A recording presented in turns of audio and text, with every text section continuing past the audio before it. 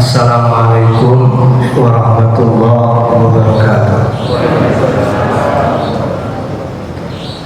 Alhamdulillah, wassalatu wassalamu ala rasulillah wa ala alihi wa sahbihi wa mawala. Asyhadu an la ilaha illallah wahdahu la syarika lah wa asyhadu anna Muhammadan abduhu wa rasuluh. Allahumma salli wa sallim wa barik ala abdika wa rasulika Muhammadin wa ala alihi wa sahbihi wa tabi'ina ila yaumiddin. Ya ayyuhalladzina amanu taqullaha ittaqullaha haqqa tuqatih wa la tamutunna illa wa antum muslimun. Ma'asyiral muslimin rahimakumullah. Pertama, kita bersyukur kita semuanya masih dalam kondisi sehat walafiat. Mudah-mudahan dengan menggunakan kesehatan ini untuk beribadah kepada Allah, Allah menjaga kenikmatan yang ada pada diri kita, dan mudah-mudahan Allah melimpahkan kenikmatan-kenikmatan yang lainnya. Amin ya rabbal alamin. Baik, ma'asyiral muslimin, pagi ini kita akan berusaha untuk mengaji. Mudah-mudahan materi yang akan kami sampaikan nanti, meskipun sederhana, tetap menambah keilmuan, menambah wawasan kita, dan menambah keimanan kita. Mudah-mudahan demikian.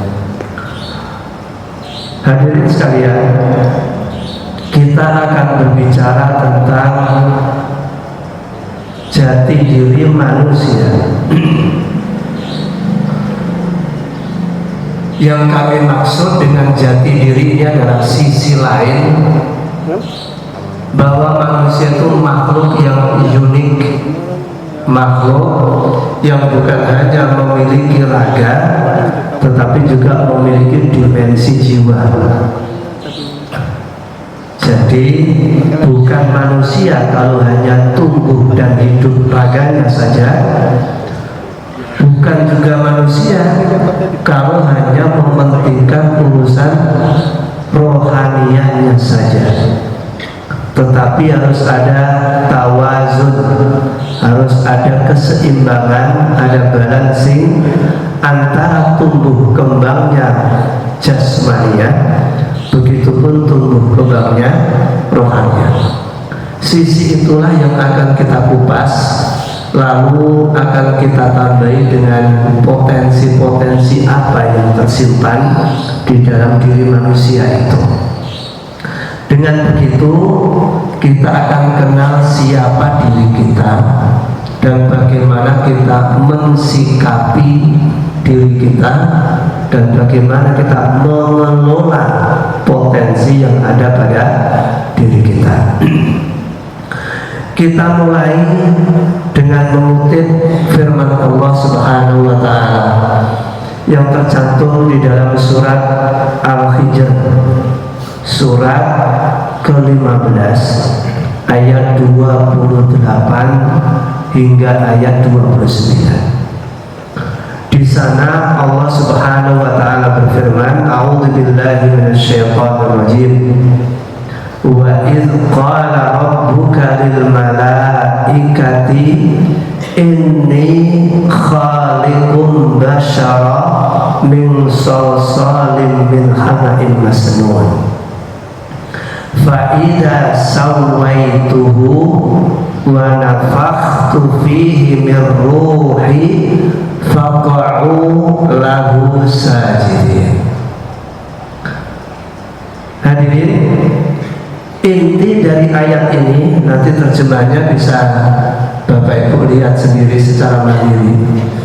Tetapi saripati daripada ayat ini sesuai dengan tema pembicaraan pagi ini bahwa melalui surat Al-Hijr ayat 28 dan 29 ini Allah menegaskan bahwa penciptaan manusia itu terdiri dari dua unsur, unsur raga dan unsur jiwa.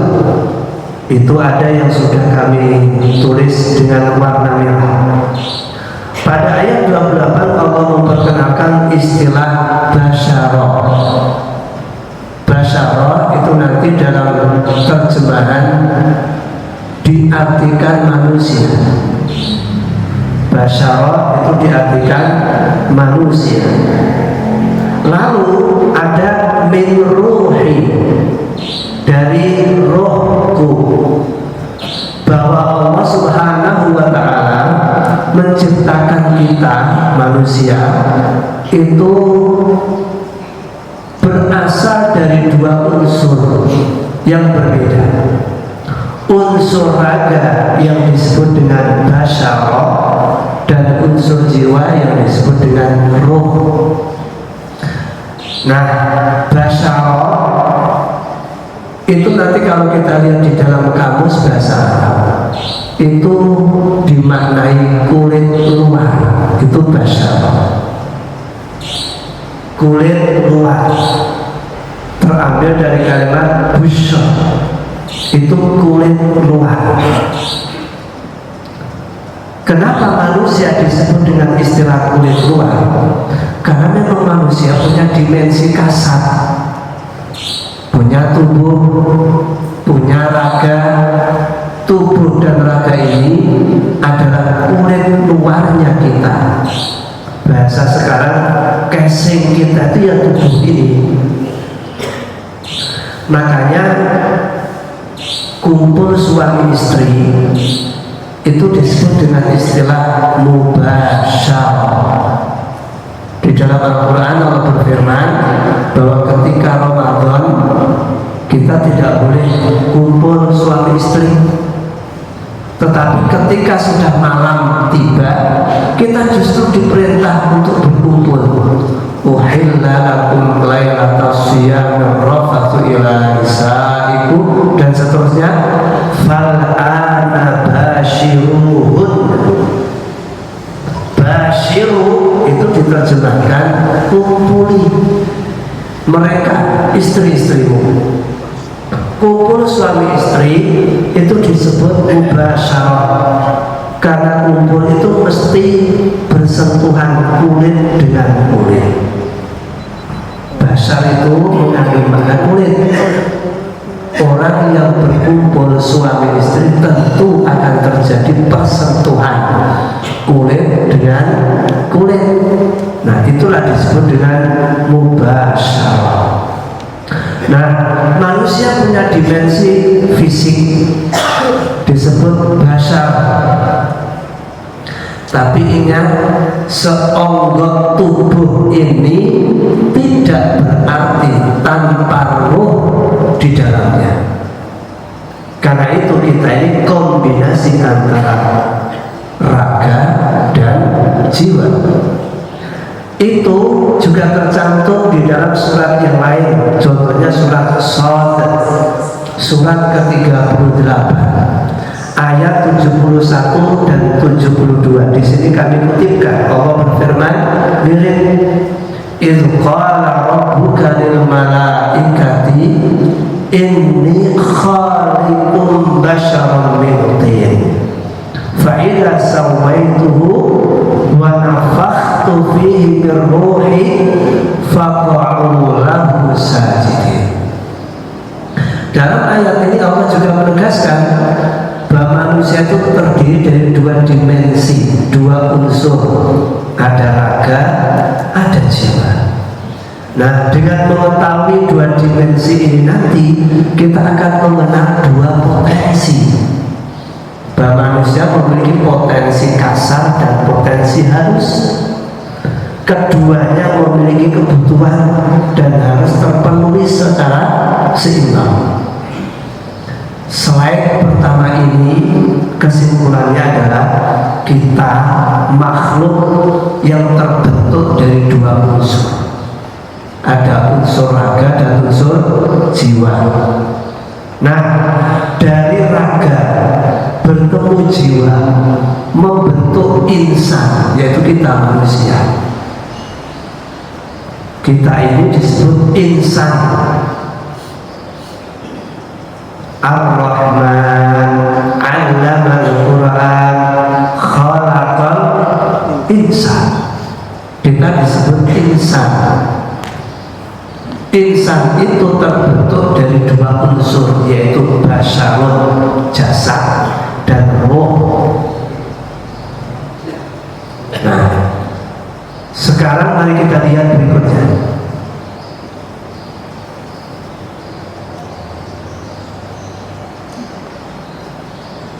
Setelah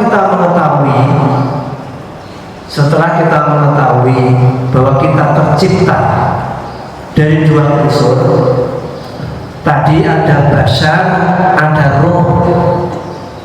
Kalau itu bertemu menghasilkan manusia. Nah, basyar, dimensi fisik, itu sering disebut dengan raga, disebut dengan bagian kasar, sering disebut dengan fisik kita. Nasut itu istilah dalam filsafat. Nasut itu terambil dari kalimat anas. Anas itu manusia. Dimensi manusia disebut nasut. Lalu material, memang kita material. Kita ini merupakan saripati tanah. Khuliqa min ma'in dafiq. Unsur penciptaan kita itu air. 85% lebih tubuh ini adalah air. Material kita itu air. Kemudian disebut juga jasmania. Itu dimensi raga kita. Dimensi roh biasa diistilahkan dengan jiwa. Kita punya dimensi jiwa. Jiwa juga disebut dengan istilah halus, bagian halus kita. Kita memiliki psikis, disebut juga lahut. Lahut itu terambil dari kata ilah. Ilah, sesembahan. Unsur Tuhan itu lahut. Itulah bahasa filsafatnya. Kalau unsur manusia disebut nasut, unsur Tuhan disebut lahut. Lalu ada imaterial. Nah, memang roh itu sesuatu yang tidak tampak, disebut juga rohania. Para jemaah sekalian, dua kutub ini masing-masing memiliki kebutuhan. Tubuh kita dari ujung rambut sampai ujung kaki punya kebutuhan. Jiwa kita, hati kita, pikiran kita, perasaan kita itu juga butuh dan memiliki banyak kebutuhan. Dua kutub ini selalu bertempur sepanjang hayat di kandung badan. Tubuh menuntut agar kebutuhannya terpenuhi, tetapi hati juga menuntut supaya kebutuhannya terpenuhi. Unsur jasmania menuntut agar tidak berkurang kebutuhan. Dua-duanya menuntut agar semuanya dipenuhi kebutuhannya. Disinilah terjadi gesekan dalam kehidupan. Terjadi pertempuran dalam kehidupan. Manusia tak jarang lebih memenangkan dimensi fisiknya dan mengorbankan dimensi rohanianya. Kebutuhan fisik lengkap, tapi kebutuhan rohania berkurang. Seringkali manusia tidak bisa bersikap seimbang. Ujung rambut sampai ujung kaki terpenuhi kebutuhannya, tapi hati kosong, pikiran gersang, jiwa kering, tidak begitu diperhatikan. Manusia harus seimbang.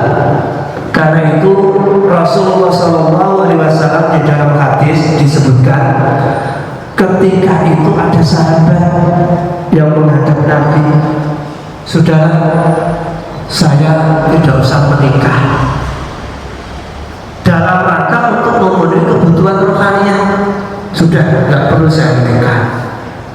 Satu lagi, saya tidak perlu makan minum, saya akan puasa terus-menerus.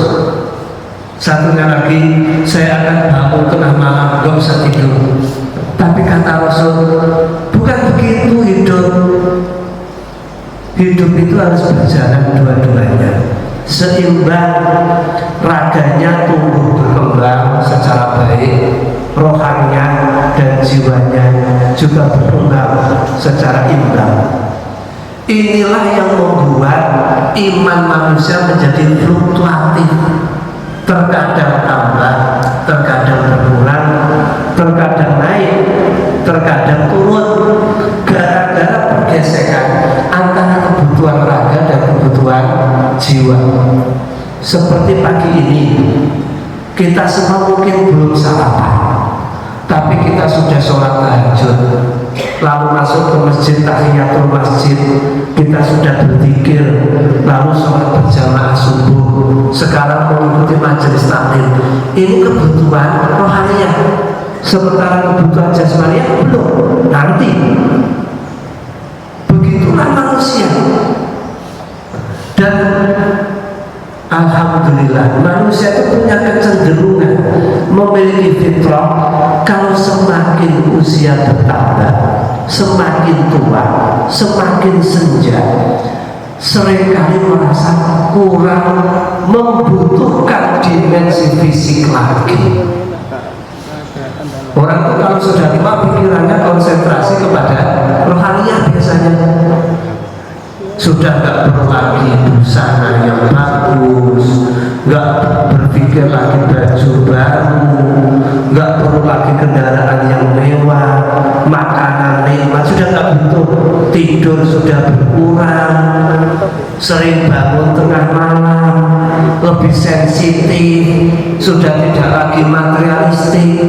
Kalau seperti itu kondisi kita ketika usia kita senja, bersyukurlah. Karena itu Allah masih sayang kepada kita. Jadi yang ingin kita pertegas adalah karena ada kebutuhan raga dan jiwa, itulah terjadi perseteruan di dalam tubuh kita. Tak jarang yang menang itu dimensi raga, dan tak jarang dimensi rohaninya kita korbankan. Nah, tetapi harus ingat, Bapak Ibu sekalian, harus ingat bahwa standar derajat manusia itu bukan karena raganya. Ada pepatah di sini saya kutipkan, ya khadimal jismi kam tas'a li khidmatihi atatubur ribha mimma fihi khusran. Di dalam versi yang lain, di dalam versi yang saya tulis, ya khadimal jismi kam tasqa bi khidmatihi litatrubar ribha mimma fihi khusran. Moga kita terjemahkan supaya kita tahu. Ya khadimal jismi, wahai orang yang diperbudak oleh raga. Kita merasa nggak, Bapak Ibu, kalau kita seringkali diperbudak oleh tubuh kita. Rambut memperbudak kita, kepala memperbudak kita, mata, hidung, mulut, tangan, sekujur tubuh ini seringkali membuat kita menjadi budaknya. Kebutuhan tubuh dari ujung rambut sampai ujung kaki kita pikir sepanjang hari, kita persiapkan secara sempurna, jangan sampai ada yang kelewatan. Panjenengan kurang percaya, lihat aja di kamar panjenengan. Ayo, kamar mandi, produk sampo itu berapa merek yang ada di kamar mandi panjenengan semua? Anti ketombe, yang menghitamkan, yang menguatkan, yang murah, yang mahal, produk dalam negeri, produk luar negeri, ada semua. Itu baru urusan rambut, apalagi ibu-ibu tentunya. Seringkali tubuh kita menyandra kita sehingga kita menjadi budaknya. Tubuh kita rawat sedemikian rupa, jangan sampai sakit. Seluruh obat ada di kamar kita, apotik kita boyong, kita pindah ke rumah kita. Tujuannya jangan sampai sakit, supaya tetap sehat. Dalam istilah Jawa ada pepatah, ajine rogo jalaran busana, ajine diri jalaran lati. Kemuliaan tubuh itu bergantung apa yang membungkus. Siapapun manusia kalau ingin dimuliakan, pakai pakaian yang mahal, yang bermerek, branded. Kalau ini dihargai orang, jangan pakai pakaian murah, karena manusia cenderung menghargai dan memuliakan kita dari dimensi fisik. Kalau ingin dimuliakan orang, pakai kendaraan yang mewah, setiap orang akan menghargai kita. Pada titik itu berarti manusia sudah diperbudak oleh dunia. Nah, di dalam syair ini kita ditegur, ya khodimal jismi, budak rogo, budak rogo, kantas kok gitu mati. Sampai kapan awakmu ki sengsara ngeramu rogo? Sampai kapan kamu sengsara dengan merawat ragamu itu? Sampai kapan? Rogo iki diramut gak diramut rusak. Jasad ini dipelihara gak dipelihara rusak. Seiring bertambahnya usia, udah ketampanan meja pasti. Seiring bertambahnya umur, udah kecantikan itu pasti. Lipstik dan sebagainya manipulasi semata, tipuan saja itu. Tapi tua tidak bisa dipungkiri, tua nggak bisa didustai. Lalu sampai kapan kita merawat raga kita? Sampai kapan? Sampai tua, saya kira tua. Sampai pensiun, saya kira pensiun. Sampai kapan kita merawat raga? Akankah kita menjadi budak raga kita? Nah, litatlubur ribha fima fihi khusran. Kamu rawat raga ini dengan tujuan mendapat keuntungan. Padahal dalam raga ini ada kerugian. Siapa yang akan bahagia dengan merawat raganya? Tidak ada. Kalaupun orang itu merasa mulia dengan raganya, itu hanya fata morgana, tipuan itu. Sampai kapan waktu kita habis hanya untuk urusan fisik kita, casing kita? Sampai kapan? Nah, itu. Kita sadar atau tidak, televisi dan medsos itu telah membuat kita tergiring pada satu titik bahwa kita memuliakan raga kita. Kelambi kudu larang, kudu branded, tas Nah ibu-ibu itu loh Pak, panjenengan merhatosaken betul mantenan itu ceklan tas itu keluaran gak isinya loh Pak, paling suri sini. Jadi pernah perhatikan betul di gedung-gedung itu loh kalau ada acara pernikahan, ibu-ibu itu gak lepas dari tas mahal. Nah, coba lihat isinya apa itu, gak ada. Isinya itu cuma amplop yang mau dimasukkan itu. Lah amplop itu aja gawa gak bisa. Nah, piye gitu Ustaz? Apa yang dicari dari itu? Ayo. Nah ini pertanyaan sederhana, tetapi terkadang kita terbuai menikmati suasana seperti itu, kita menikmati. Pada titik itu kita sudah menjadi budak. Kita sudah menjadi budak. Nah itu. Kalau ke masjid, saya nggak tahu pakaiannya Bapak Ibu ini termasuk pakaian yang sudah baik atau tidak. Tapi menjadi berbeda nanti kalau menghadiri pengantin pernikahan. Apa baju ini yang mau dipakai? Ayo rata. Pasti baju yang terbaik. Nah itu juga termasuk benih-benih itu. Hati-hati. Nah ini jangan sampai kita seperti itu.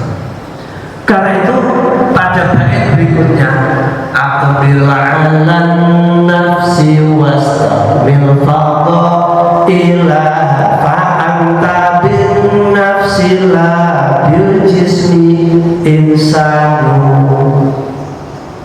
Perhatikan jiwamu, sempurnakan akhlakmu.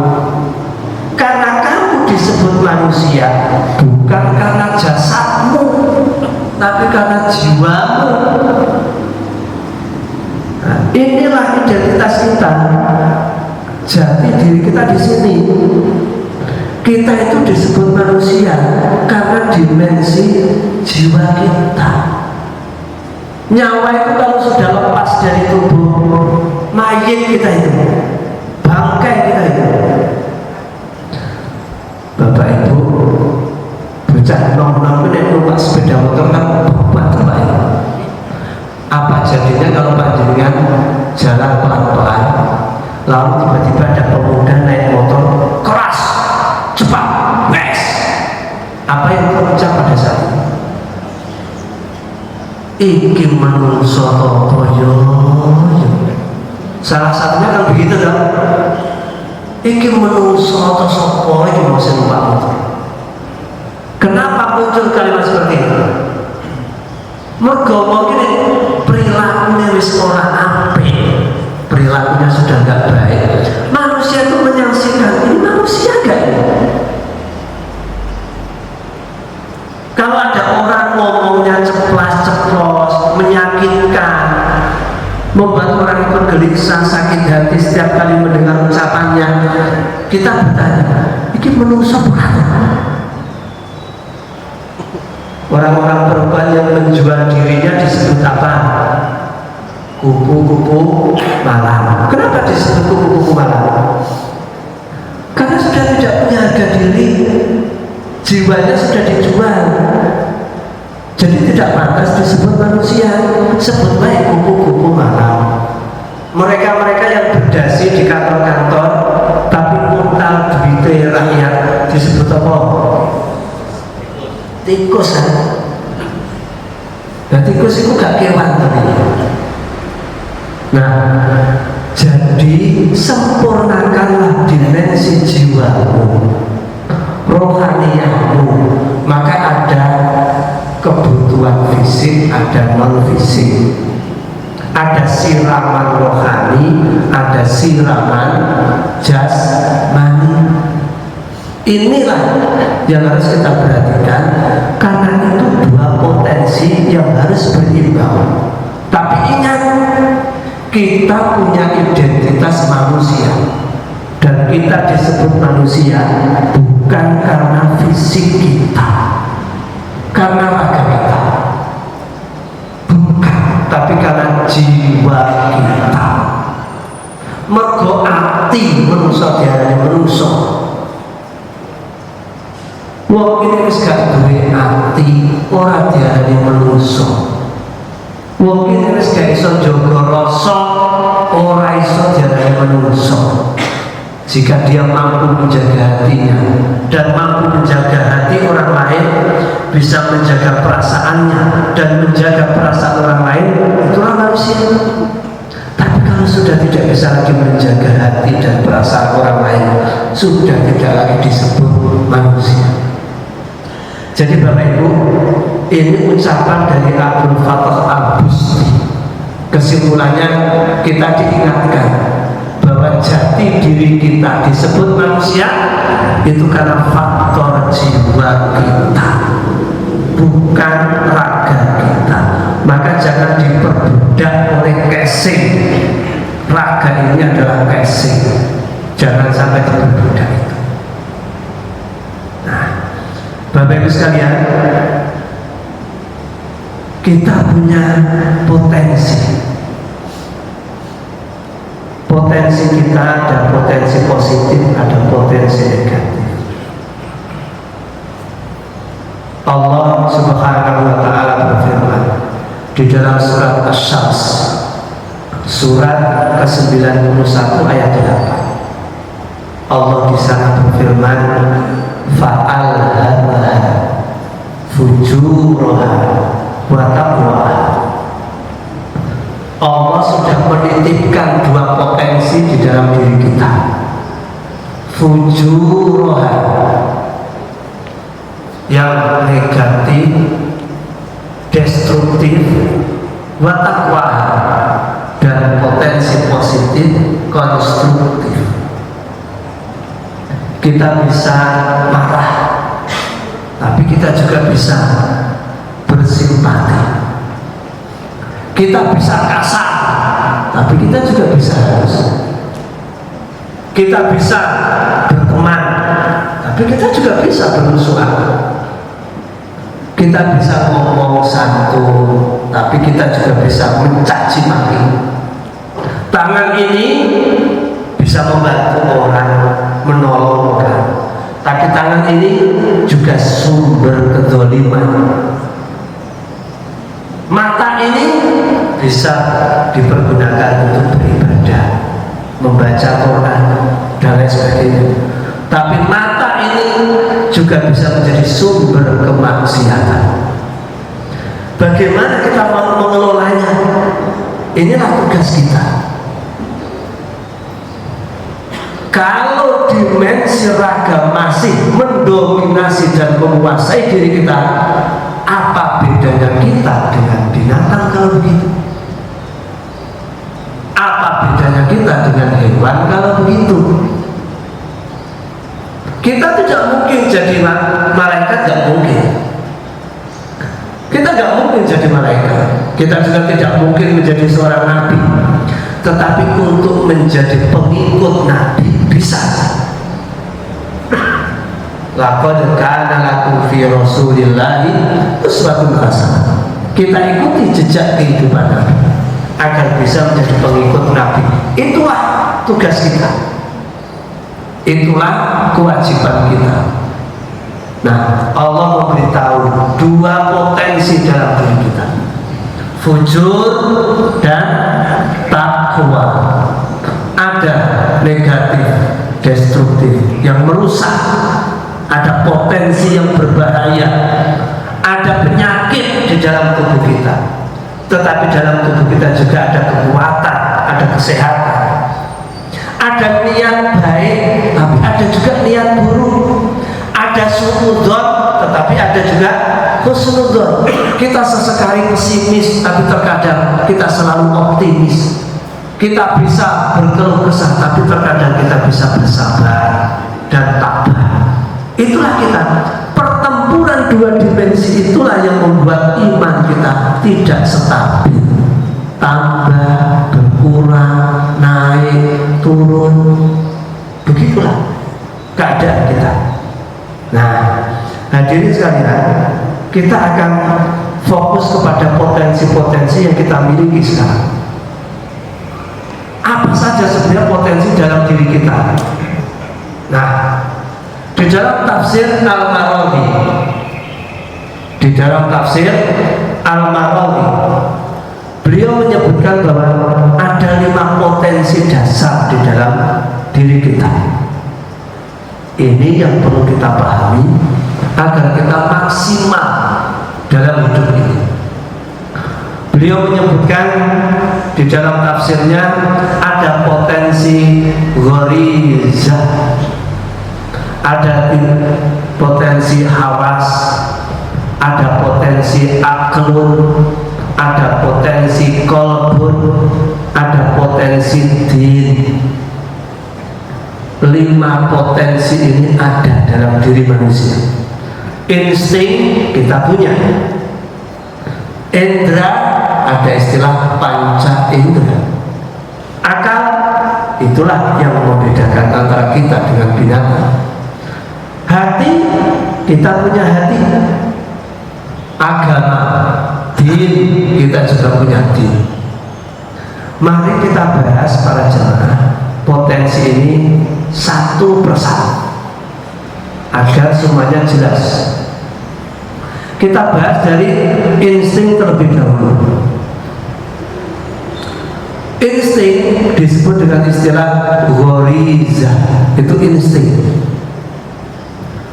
Dibandingkan dengan manusia, binatang, instingnya lebih bagus, lebih hebat dari manusia.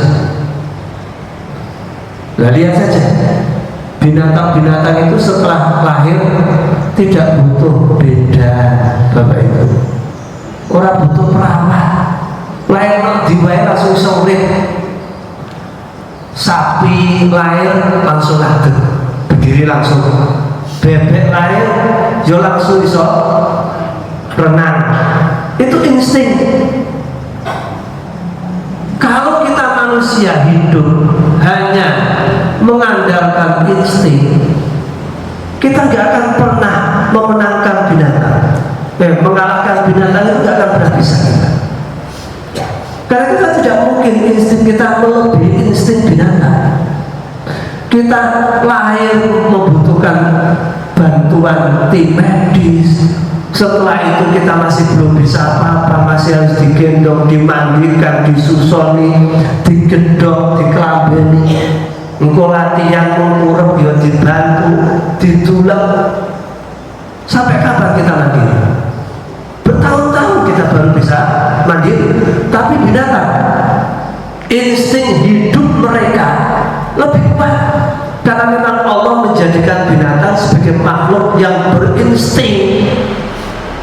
Allah tidak beri akal pada mereka, tapi Allah beri kelebihan dalam insting. Maka jangan berlomba, berkompetisi dengan binatang dalam masalah insting. Artinya jangan hidup mengandalkan insting. Tidak bisa kita. Berarti kalau begitu jangan mengandalkan itu, karena jati diri kita bukan pada dimensi dan bukan dalam dimensi insting. Hewan yang memiliki insting kita punya, tapi sangat lemah. Kita makhluk yang sangat lemah dalam masalah insting itu. Nah, jadi jangan semata-mata mengandalkan insting kalau begitu. Nah, kita lihat coba Bapak Ibu sekalian. Insting hewan hanya dapat digunakan untuk memenuhi kebutuhan hidup, dan tidak ada sama sekali instrumen yang dapat mengarahkan hewan pada perubahan pola hidup berdasarkan ambisi dan keinginan, sehingga hewan sukar menyesuaikan diri dengan perubahan lingkungan yang akut. Maksudnya gimana? Bapak Ibu sekalian, manusia bisa beradaptasi. Wayai udan gawe payung, gawe jas udan. Wayai panas gawe payung. Wayai udan gawe kelambi kandel, gawe selimut, gawe omah. Engko nek wayai gempa, omahe ganti model. kelambi musim panas ini, kelambi musim semi ini, kelambi musim dingin ini. Manusia bisa beradaptasi, tapi binatang nggak bisa. Jenenge sapi pak, wayah udan panas, jadi ngono sapi nih, juara kelambenan, turunnya sak parang-parang. Itu binatang. Pitik, jadi ngono pitik nganggo mulune. Apa musim dingin, musim panas pak, nggak ada perubahan. Kalau manusia ada. Ngene wayahe musim panas, kelambine tipis, ora jangkep, bolong-bolong. Kan begitu Pak ya?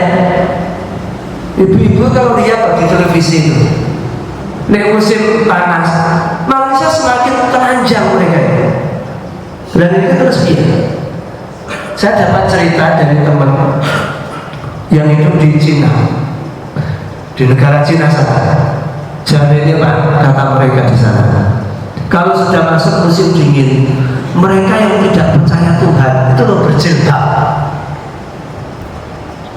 Kalau sudah masuk musim dingin, gak percaya be Tuhan itu loh jilbaban. Alasannya apa? Aduh. Tapi kalau masuk musim panas, ngalah-ngalahi kewan, udah berecek, katanya begitu. Nah, untuk bilas kita nggak tahu, tapi itulah informasinya. Tapi hidup di barat kan begitu. Berjilbab itu maksudnya ya berungkut gitu loh Pak. Kepala ditutupi, rambut ditutupi, semua ditutupi. Sama dengan berjilbab itu berarti. Sebegitunya manusia itu. Kalau binatang nggak bisa. Tapi ingat, insting manusia tidak akan pernah menyamai, apalagi mengalahkan insting binatang. Jadi jangan hidup mengandalkan insting. Bapak Ibu, potensi kedua, kita punya indera. Dikenal dengan istilah panca indera.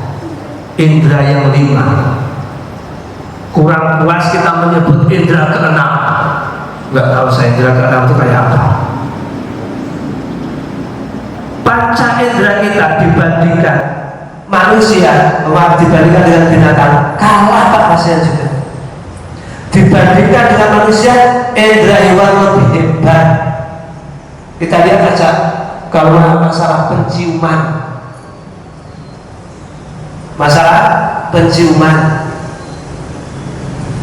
manusia bisa mengalahkan anjing ya? Nggak bisa. Masalah mengendus, mencium, anjing itu jagonya, manusia nggak bisa. Oh kemana dari pilot? Alah pilot itu kan nggak bisa apa-apa. Apalagi yang kemarin mau dibilang kena COVID, nggak bisa. Tapi kalau namanya anjing, mau dimanapun yang diendus bisa, karena punya apa itu indera pengendusan yang luar biasa. Penglihatan kalah burung hantu Pak. Kucing, semut itu menang dalam masalah penciuman. Mulai panjenengan nyimpen gunono di wae. Teko semutnya Pak. Tapi kita nggak bisa. Jadi kalau masalah indera, jangan pernah bersaing dengan binatang. Jangan sampai kita ingin menyamai binatang, karena bukan level kita ngurusi indera itu. Jadi hidup jangan mengandalkan panca indera. Maksudnya secara kasat mata, apapun yang kita hanya percaya dengan apa yang terlihat oleh mata kita, melihat segala sesuatu dengan panca indera saja. Di balik itu kita nggak mau tahu. Kita apa Yesus, padahal tak jarang kita abang, padahal putih. Loh, panca indera saja sudah sering menipu kita. Itu kelihatannya putih, oh bukan, biru itu. Oh, tak pikir putih. Itu bajunya warnanya merah ya? Bukan, itu pink. Loh. Apalagi seperti kita ini Pak yang sudah berkacamata, plus ataupun minus. Melihat itu nggak pakai begini nggak terang misalnya. Semakin tua indera kita semakin lemah, semakin berkurang. Jadi potensi kedua ini kita punya, tetapi jati diri kita bukan pada ini. Jati diri kita bukan karena kita memiliki indera. Kualitas kita bukan karena indera yang 5 itu bukan. Insting itu kehidupan binatang. Indra itu juga kehidupan binatang. Artinya binatang memenangkan dalam kedua sisi itu. Nah, hadirin sekalian, kita lihat ini coba data yang sempat kami temukan. Burung hantu itu meskipun 0 gelap total bisa burung hantu melihat. Ini panca indera ya. Semakin gelap semakin tajam itu penglihatannya burung hantu. Justru kalau terang begini malah gak begitu kelihatan. Berbeda dengan kita. Kita bergantung kepada cahaya. Ada cahaya mata kita berfungsi. Gelap tidak berfungsi. Kelelawar Pak, itu ada datanya. Anjing, gajah, di sini saya tuliskan. Gajah dapat mendengar dengan kakinya. Panjenengan sudah pernah mendengar ini? Gajah itu bisa mendengar dengan kakinya.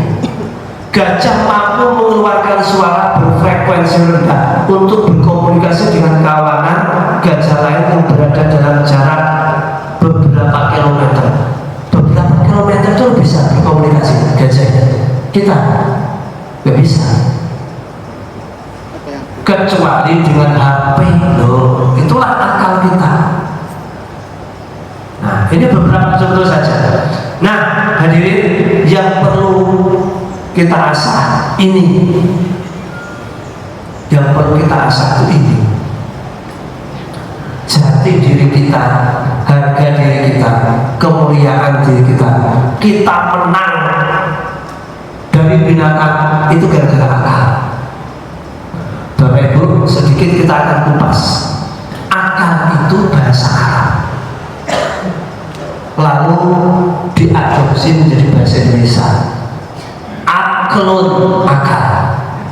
Bahasa Indonesianya akal. Apa sih akal itu sebenarnya? Akal itu bahasa Arab.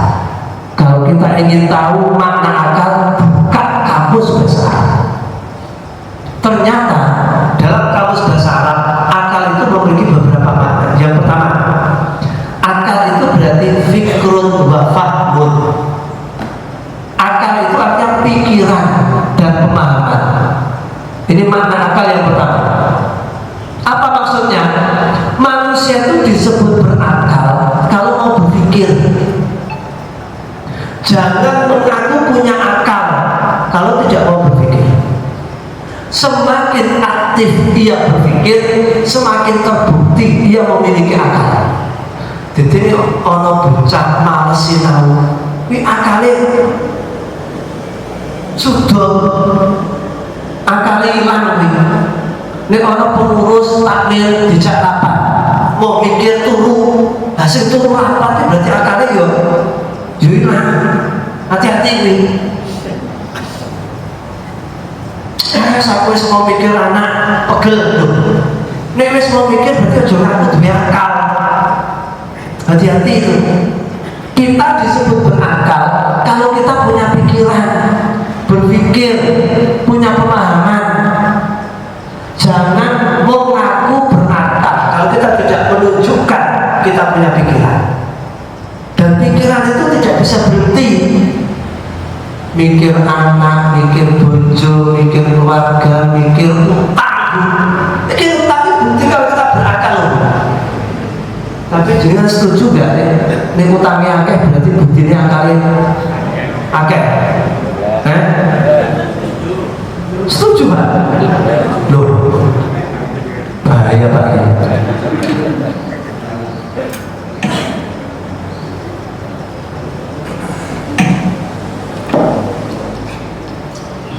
Itu makna yang pertama. Akal itu berarti pikiran. Kalau kita sering memberikan ide yang cemerlang, memberikan solusi, memberikan saran, pendapat, kritik, punya pikiran, bukti kalau kita berakal. Jadi bukti akal kita produktif memberikan pikiran, arahan, kritik, saran, ide, solusi, inovasi, itu bukti kita berakal. Sebaliknya, kalau kita tidak produktif di situ, berarti akal kita juga berkurang. Itu satu. Yang kedua, akal itu artinya, Bapak Ibu sekalian, di dalam bahasa Arab artinya robtun. Robtun itu ikatan. Orang yang berakal berarti orang yang terikat hidupnya. Laksana binatang ditambah di tengah lapangan. Dia tidak akan pergi kemana-mana karena ada tali kayu yang ditambah. Manusia tidak boleh hidup bebas. Melalui akal Allah mengikat kehidupan manusia. Karena akal itu artinya ikatan. Ikatan manusia dengan Allah disebut hablum minallah. Ikatan kita dengan sesama makhluk disebut hablum minannas. Jadi siapapun yang rajin beribadah, sungguh dia sudah memiliki ikatan dengan Tuhannya, berarti dia terbukti berakal. Sebaliknya, kalau orang semakin malas beribadah, berarti dia tidak punya ikatan dengan Tuhan, dengan Allah. Semakin malas dia beribadah, berarti semakin dia tidak punya ikatan dengan Allah, berarti semakin tidak terbukti dia berakal. Jadi kalau kita rajin beribadah, rajin berzikir, sholat, puasa, zakat, haji, umroh, ke masjid, mengikuti majelis taklim, semua ini bukti kalau kita berakal.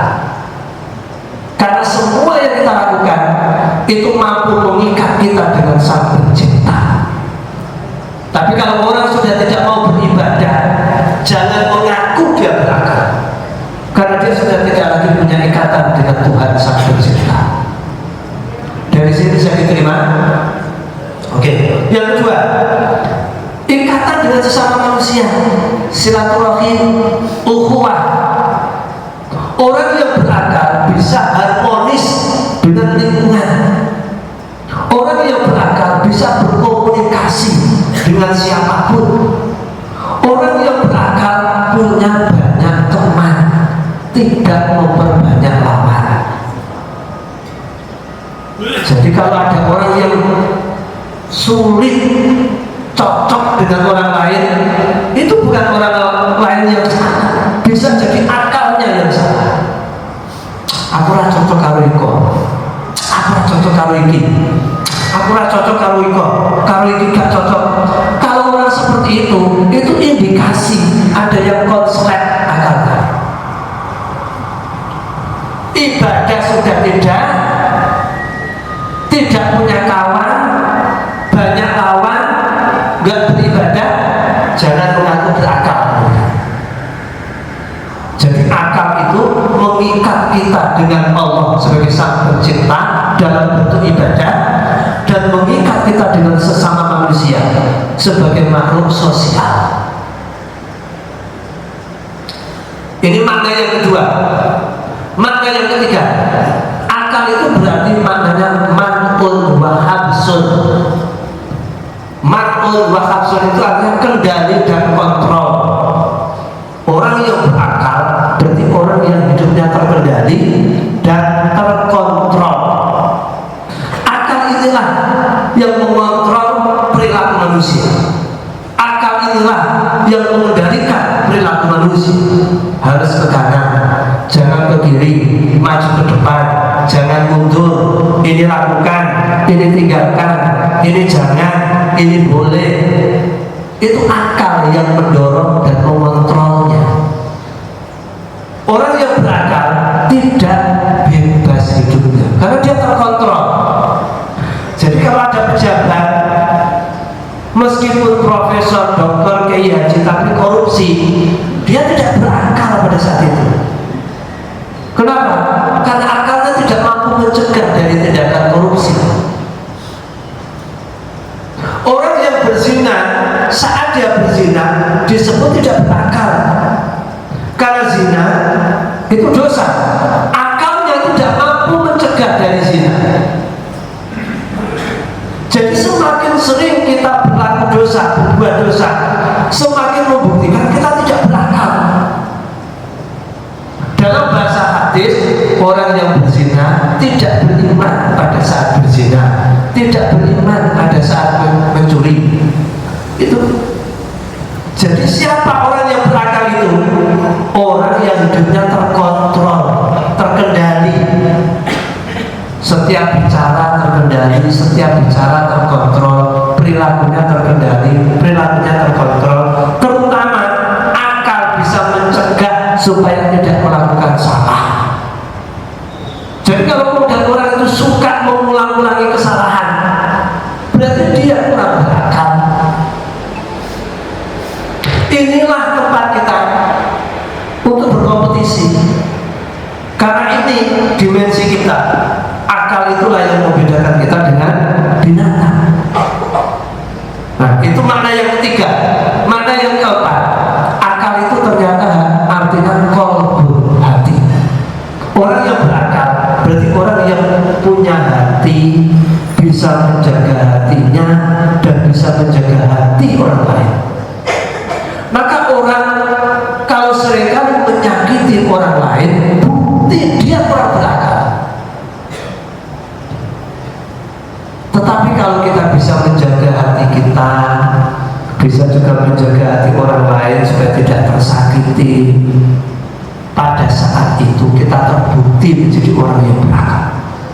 Jadi kalau begitu, akal itu maknanya empat: pikiran, ikatan, kendali, dan hati. Pertanyaan, kita ini termasuk orang yang berakal tidak?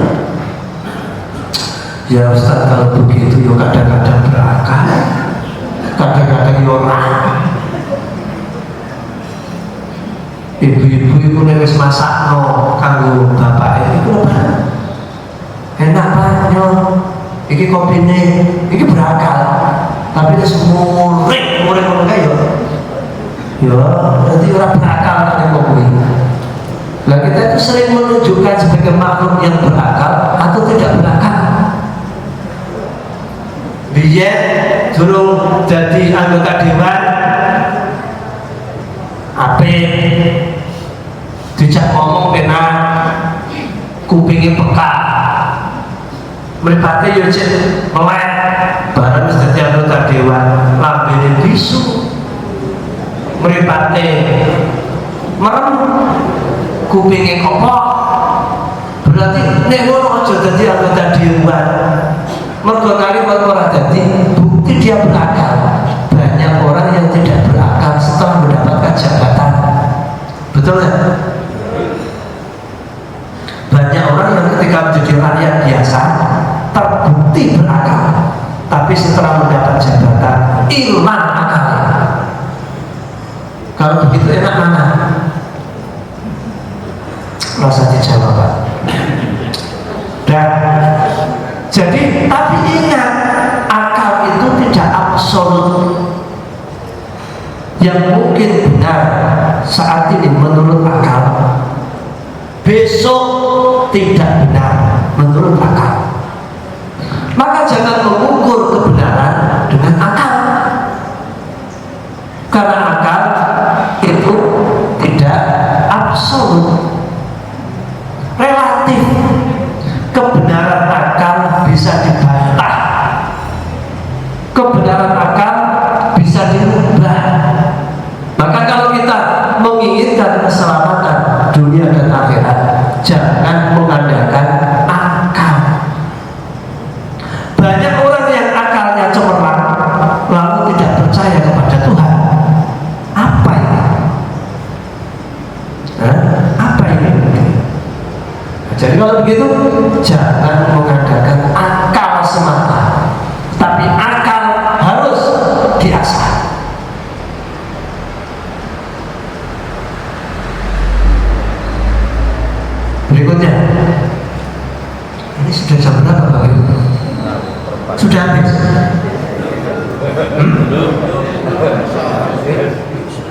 Gimana? Aduh, waktunya sudah habis ya. Lanjut. Tapi tinggal sedikit loh Pak ya. Nah, Bapak Ibu sekalian, setelah kita punya akal, potensi yang keempat yaitu hati. Bapak Ibu sekalian, coba tolong disimak tentang kekuatan hati. Ada anak berkata sama bapaknya, "Pak, saya kok nggak paham tuh Pak baca buku ini. Apa khasiatnya?" "Nah, baca dengan hatimu, nanti paham." Ada orang tua konsultasi kepada psikolog, "Gimana ini Pak? Anak saya ini sulit saya didik, bandel." Maka apa jawaban psikolog? "Ibu, bapak harus mendidik anak dengan hati." Ada remaja bercinta, kalau urusan cinta dengarkan suara hati. Kan begitu kan? Hati-hati, loh hati lah kita. Kalau kamu seorang seniman, jangan melihat dengan mata kepala telanjang, lihatlah dengan mata hati. Hati itu kekuatannya di sini. Jadi kalau orang cuma mengasah akal, tidak mengasah hati, bisa jadi seperti binatang kasar, keras, tidak punya sisi halusnya. Rasulullah SAW ketika didatangi oleh salah satu sahabat namanya Wabisah bin Ma'bad radhiyallahu anhu, datang kepada Nabi, "Saya ingin bertanya Nabi tentang baik dan buruk." "Oh iya, bagaimana Nabi baik dan buruk itu?" Apa kata Nabi? "Al-birru ma'anna ilaihil qalbu." Wabisah, baik itu adalah hatimu merasa tentram, itu baik. Tapi kalau dosa, al-ithmu ma'aka fi sodrika wa karita ayyattoli alaihi nas, dosa itu hatimu tidak tenang dan kamu tidak ingin terlihat orang. Nabi, "Istafti qalbak," tanyakan hatimu. Itu Nabi. Kamu ingin berbuat, ingin tahu perbuatanmu baik atau tidak, istafti qalbak, tanya hati. Kamu ingin ngomong, omonganmu baik atau tidak, istafti qalbak, tanyakan hati. Jadi panca indera itu Pak, yang 5 tadi itu tidak sempurna kalau kita tidak punya hati. Hati inilah yang berbolak-balik. Jadi hati tidak bisa berdusta, meskipun kita seringkali mendustakan. Hati itu sahabat terdekat bagi manusia. Hati itu laksana cermin datar yang akan menyampaikan secara real apa yang kita inginkan. Panjenengan saat ini dengan busana yang sekarang, coba berdiri di depan cermin. Apa yang dipantulkan? Murni apa yang kelihatan? Sokok hitam, baju hitam, kelihatan apa adanya. Nek tuwa yo ketok tuwa, ora mungkin kocone. Kene wis tuwa, metu kok muni kocok gambar kok enggak bisa. Datar, hati itu datar, enggak bisa berbohong. Tapi kita sering membohongi suara hati. Lebih-lebih perut. Sautul ma'idati aqwa min sautil dhamir. Suara perut lebih keras daripada suara hati. Nek wis urusan tempat, ojo maca Quran, ojo maca hadis, ojo ngomong halal, ojo ngomong haram, iki weteng. Urusan weteng iki suarane weteng luwih banter tinimbang suarane ati. Hati ini harus diasah, karena hati itu alarm bagi manusia. Tidak ada perbuatan yang kita kerjakan kecuali sudah melewati hati. Alarm ini kalau perbuatan itu buruk, alarm ini akan berbunyi dalam bentuk detak jantung. Dem, berarti sekarang ini ojo dilakoni. Kalau hati sudah tidak tenteram, jangan dilanjutkan. Itu tanda tidak baik. Tapi ada pertanyaan, Ustaz, dan itu orang-orang yang tidak sholat itu ya tenang. Orang-orang yang tidak sholat itu nggak pernah gelisah, ya tenang, biasa. Dan itu gimana itu? Nah, jawabannya beda Bapak Ibu kalau seperti itu. Jawabannya begini, wa marju'u limayyitin ilah. Luka itu tidak membuat sakit mayit. Kalau panjenengan mau dioperasi, diapakan dulu? Di anestesi, ya kan? Dibius. Ketika sudah dibius, pisau, jarum menusuk melukai tubuh kita, terasa nggak? Tidak terasa. Orang hidup itu masih bisa merasa. Kena kipas angin terasa dingin, kena AC terasa dingin, minum air terasa segar, kena matahari terasa panas. Itu hidup. Orang yang sudah mati dijemur di bawah matahari nggak terasa panas. Orang mati dimasukkan mana? Kulkas, bisa kan? Nggak terasa dingin. Orang kalau sudah seperti itu, rumusnya orang mati itu tidak terasa terlukai oleh luka itu sendiri. Jadi kalau kita Bapak Ibu melakukan kesalahan masih punya rasa malu, masih hidup kita. Tapi kalau kita sudah melakukan kesalahan, dosa tanpa malu, jangan-jangan kita sudah mati sebelum kita mati. Dan zaman sekarang sudah banyak orang-orang yang mati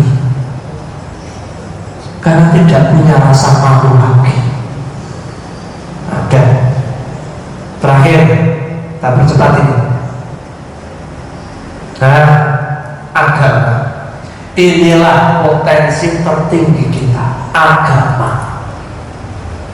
Siapapun instingnya kuat, indranya kuat, akalnya kuat, hatinya kuat, kalau tidak punya dimensi agama, bagi kita umat Islam nonsense, nothing, tidak ada artinya. Inilah yang akan kita bawa menghadap Allah Subhanahu wa ta'ala. Man rabbuka, siapa Tuhanmu? Man nabiyuka, siapa nabimu? Kitabmu apa? Inilah yang akan menyelamatkan kita dalam kehidupan mendatang. Inilah yang harus dibawa saat kita menghadap Allah. Wala tamutunna illa wa antum muslimun. Inilah yang akan kita bawa itu. Jadi Bapak Ibu, bersyukurlah kita kalau dalam suasana seperti ini prihatin, kita masih melangkahkan kaki ke Baitullah, rumah-rumah Allah, dalam rangka untuk memupuk keimanan, menambah keilmuan, menjaga ketakwaan. Ini penting. Karena itu kita bersyukur pagi ini kita sudah sholat jamaah, sudah majelis taklim. Setelah ini ada sarapan, enak kan? Ya kan? Enak sebenarnya. Nah, Bapak Ibu, inilah tema jati diri yang akan kita jaga dalam kehidupan ini. Kesimpulannya bahwa kita manusia adalah makhluk yang memiliki dua dimensi, dimensi kasar halus, raga jiwa, material imaterial, nasun lahur, jasmania rohania. Masing-masing memiliki kebutuhan dan harus dipenuhi secara seimbang. Kita punya 5 potensi: insting, potensi panca indera, potensi akal, potensi hati, dan potensi akal. 5-limanya ini penting, tapi yang paling penting agama. Itulah yang akan kita bawa untuk menghadap Allah Subhanahu wa Ta'ala. Mudah-mudahan tema sederhana yang kami sajikan berguna dan bermanfaat. Mohon maaf atas segala khilaf dan salah. Wa qul rabbi